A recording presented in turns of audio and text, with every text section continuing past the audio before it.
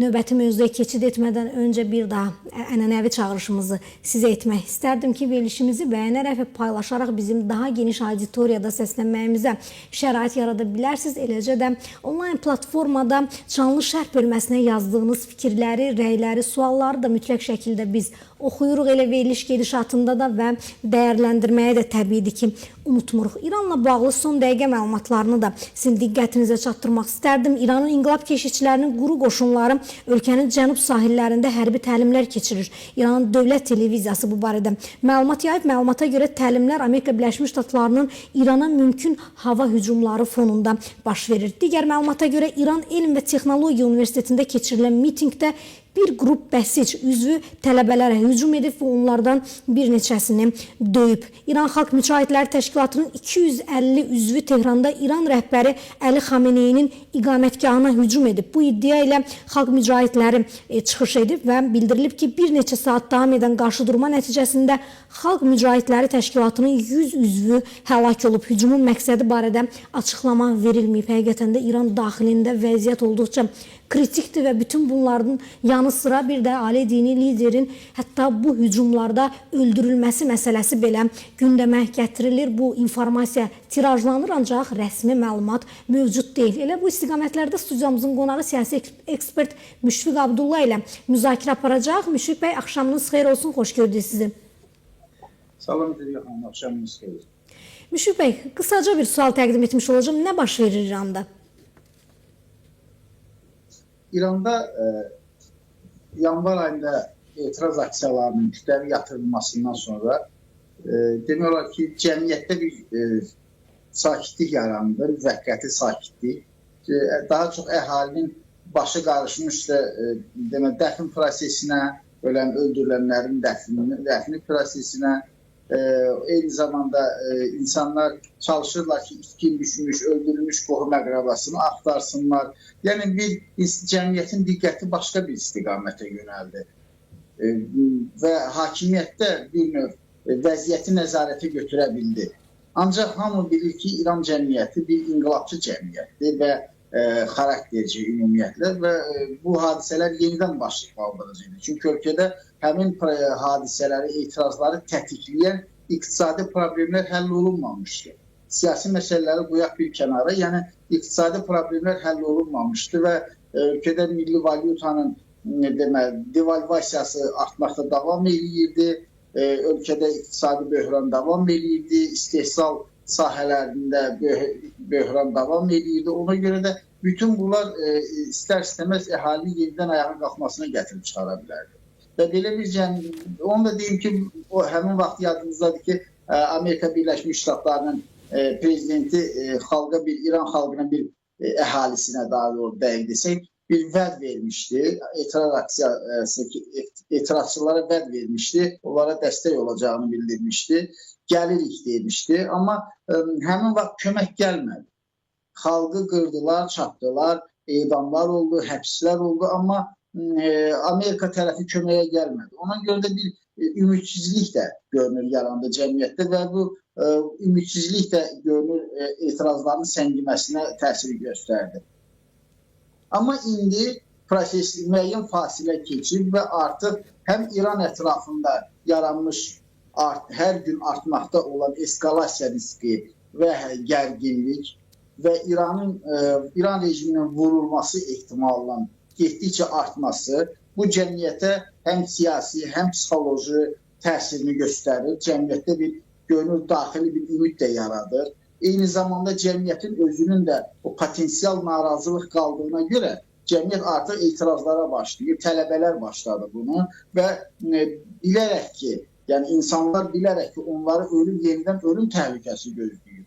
Yenidən onlara hər an atəş aça bilərlər. Yəni İranda bu bir qanuni yolla icazə verilmiş haldır ki, dinc etiraz aksiyalarını belə gülləbaran etməklə, xalqı atəş açmaqla yatızdırırlar və insanlar bunu bilə-bilə gedirlər onun üzərinə. Və deməli, artıq cəmiyyətdə bu qorxu, xofu yoxdur.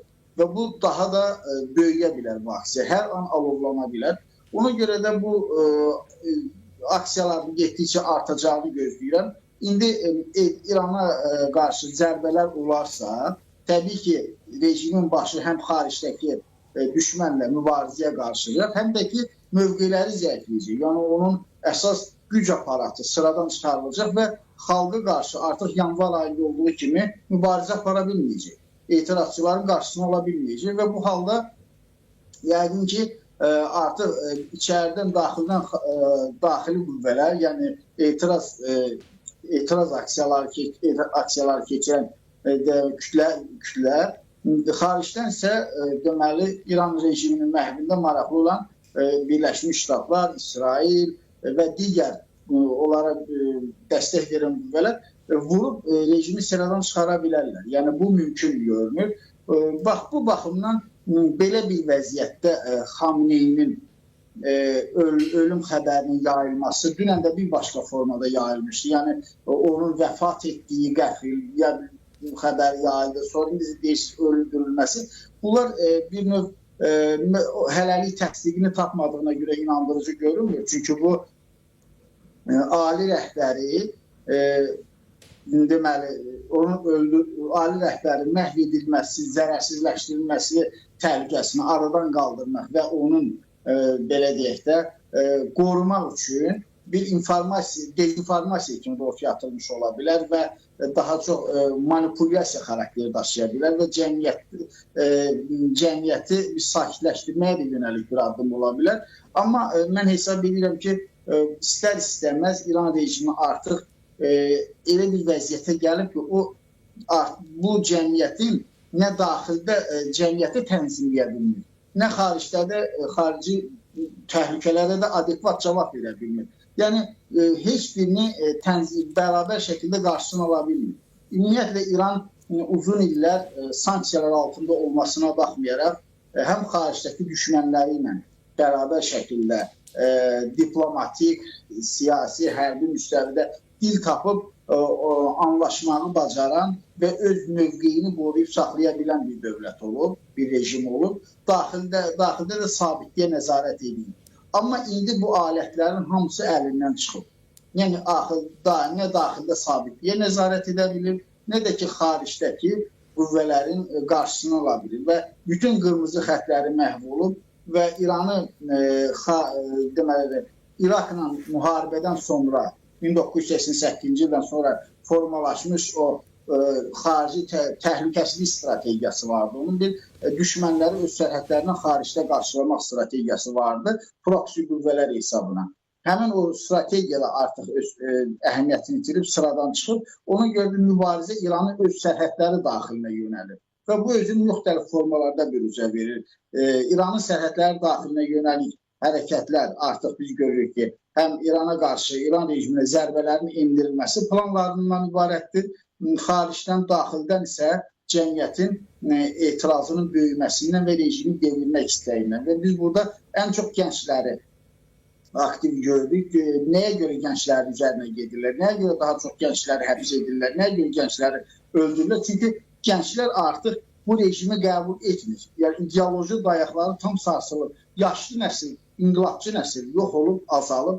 Təsəvvür edirsiniz, Ekspertlər Şurasının sədri Mehdi Cənnəti 100 yaşı var artıq. Bu adamı ortaya çıxarırlar. 100 yaşı var, yaşayır və 99 tamam o güzə keçib. Deyir ki, mən deyil idmanla məşğul oluram, üzgüçülüklə məşğul oluram, onun hesabına yaşayıram. Yəni, bu yalandır təbii ki. Amma özünü çalışır ki, göstərsin ki, baxın, deməli, Xamneyinin ətrafı, komandası sağlamdır, güclüdür, inqilabçılar güclüdür, bu rejimin ideoloqları yaşayır, var, olacaq. Amma faktiki odur ki, İran cəmiyyətində bugün artıq yaşlı nəsil sıradan çıxıb, yeni nəsil isə müasir tələblərə deməli, cavab verən bir rejim istəyir, dünyəvi bir rejim istəyir. Yəni, o ideologiya, Mehdi sahibi Əz-Zamanın göstərişlərlə idarə olunan bir dövlət istəmir. Daha çox dünyaya açıq olan bir ölkə, dünyaya açıq olan bir dövlət istəyir İran gəncliyi. Ona görə də onlar daha çox gənclərin üzərinə gedirlər. Amma mən hesab edirəm ki, bunlar elə bir faydası olmayacaq və gec-tez İran rejimi çökəcək. Müşfiq bəy, bəs bax bu zəifliklər, onun çöküşü aparan səbəblər rəvac verirmi ki, İran 26 fevral tarixində keçiriləcək Cenevrə görüşündə öhdəlikləri tamamilə qəbul etsin? Mən açığı İranın fevral ayında, 26 fevralda keçiriləcək görüşdə Amerika Birləşmiş Ştatlarının şərtlərini, tələblərini qəbul edəcəyini mən inanmıram. Çünki İran daha çox manipulyasiya etməyə çalışır, daha çox aldadıcı manevrlər edir və çalışır ki, öz mövqeyini saxlasın. Mən bunu verişlərin birində sizdə demişdim, yenə də həmin fikrimdə qalıram ki, İran vaxt qazanmağa çalışır ki, yəni yaxın perspektivdə Amerika hərbi əməliyyatlara başlamasın, çəkilib geçsin. Uzaq perspektivdə isə Trumpın hakimiyyətdən uzaqlaşmasına qədər, yəni 2028-ci ilə qədər vaxt qazanmağa çalışır. Trump gedəndən sonra yenidən özünün nüvə proqramını, raket proqramını inkişaf etdirsin və bu baxımdan Amerika Birləşmiş Ştatları vurmasa belə İsrail vuracaq. Çünki İsrail məsələyə daha realist yanaşır və hesab edir ki, bugün faktiki olaraq İranın nüvə silahı yoxdur, amma raketləri var. İsrail üçün Amerika daha uzaqdadır.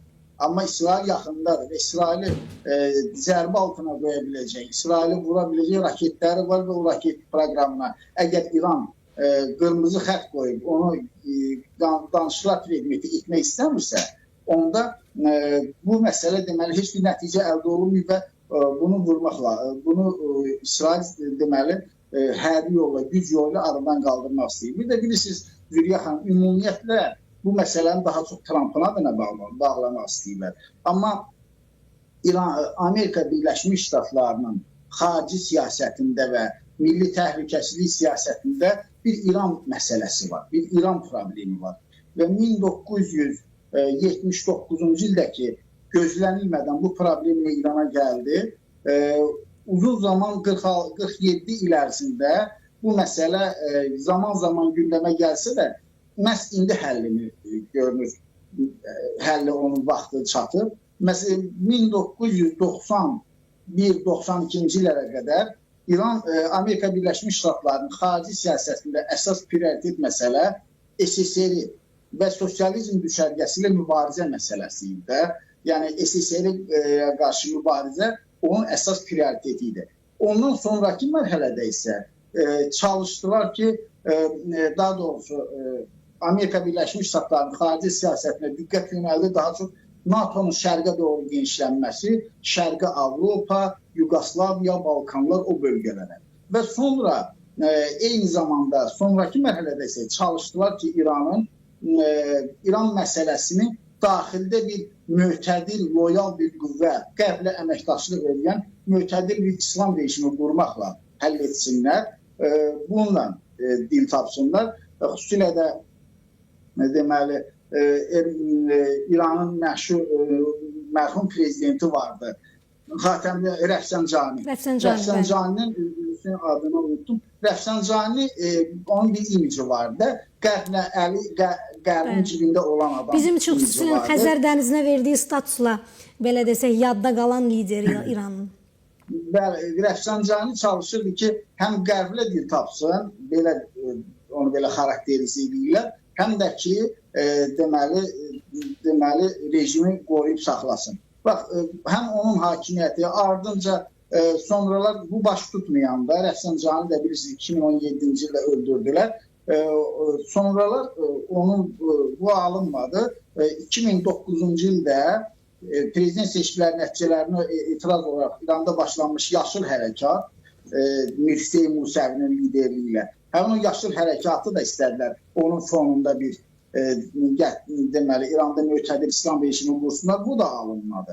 2001-ci ildə bilirsiniz ki, Amerika Birləşmiş Ştatlarında baş vermiş o böyük terror hadisəsi ki oldu, 11 sentyabr hadisəsi. Ondan sonra Amerika Birləşmiş Ştatları yaxın və orta şərq siyasətində yenidən baxmağa çalışdı və bu məsələ, bu kontekstdə İran məsələsi gündəmə gəldi və ondan sonra daha çox, xüsusilə də İraqın vurulmasından sonra həmişə bu suallar səslənirdi ki, İran vurulacaq ya yox, İran vurulacaq ya yox. Mən hesab edirəm ki, İranı hədəfə gətirən əsas məsələlərdən biri son 10 ildə xüsusilə Sepahın İranın iqtisadi və siyasi sistemini tam nəzarətə götürməsi oldu.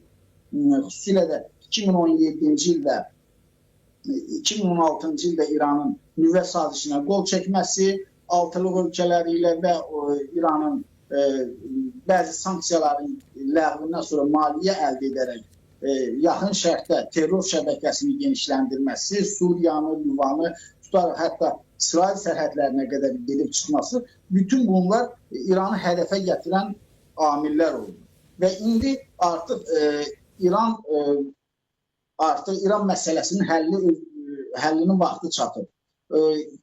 İran məsələsinin güc ilə həlli ilk dəfə oğul prezident Bush tərəfindən qoyulub. Bilirsiniz ki, o İranı şər üçbucağına daxil olan ölkə elan etmişdi və ondan sonra dünyada belə bir artıq rəy formalaşdı ki, vurulacaq ölkələrdən biri İran rejimi.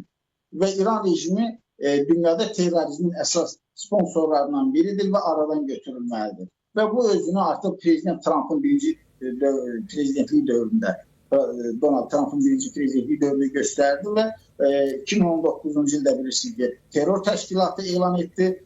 Sepahı, İslam İnqilabı Keşikçiləri Korpusunu, sonra isə Qüds qüvvələrinin komandanı Qasım Süleymanını öldürdülər və bütün bunlar hamısı bu prosesə hazırlığın ilk addımları idi.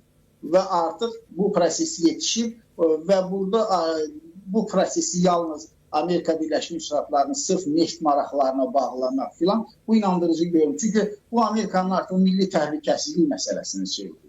Bu xarici siyasət strategiyasını mühüm yer tutur və Donald Trump da hesab edir ki, Amerikanın əsas hədəflərindən biri, əsas dünyada rəqiblərindən və düşmənlərindən biri İrandır. Və xüsusilə də İranın elə bir vəziyyət yaranıb ki, fikir verin, Amerika-Çin rəqabəti müstəvisində İran gəlib artıq belə deyək də döyüş meydanına çıxır. İran gəlib Çinin yanında dayanmaqla istər-istəməz hədəfə gəlir. Və bu hədəfə gəldiyinə görə də mənə elə gəlir ki, Amerika Birləşmiş Ştatları İranı zərərsizləşdirmək haqqında, İran rejimini zərərsizləşdirmək qərarına gəlib və bu istiqamətdə ciddi addımlar atacaq. Minnətdarıq sizə Müşfiq bəy. Son olaraq xüsusən vurğulamaq istədiyiniz bir məqam varsa sizə vaxt tanıya bilərik, yoxdursa sağollaşa bilərik. Sağ olun. Sağ olun, görüşənə dək.